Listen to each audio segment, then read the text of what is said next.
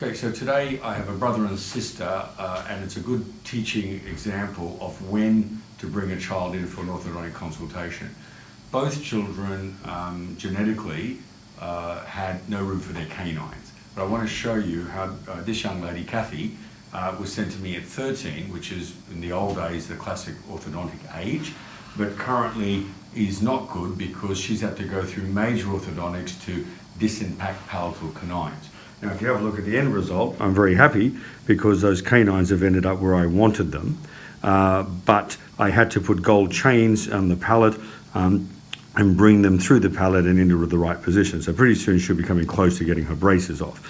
If you look at where this young lady started, you can see where the palatal canines were, one there and one there. This is the x-ray sent to me by the general dentist. Can you see how 1-3 has already crossed into zone 3?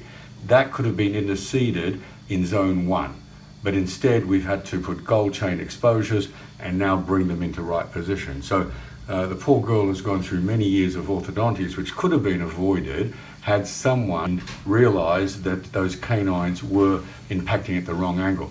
Because of this, I asked the mum to bring in the sibling. Now, this is Kathy's brother, this is John. John has just had phase 1 limited to the upper arch only. We've done degainer mechanics, which were 4 brackets here and coil spring, and you can see where his eye tooth is. There's plenty of room for both of those to drop in. And you'll see the x-ray in a minute.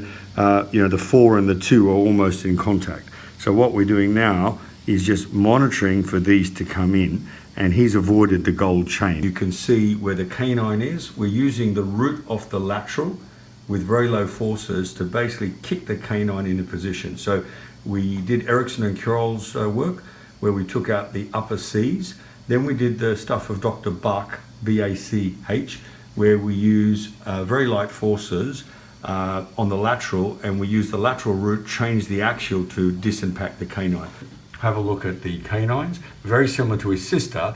So by getting in early using the root of the lateral and degainer mechanics, have a look how I've kicked the canine into position, right?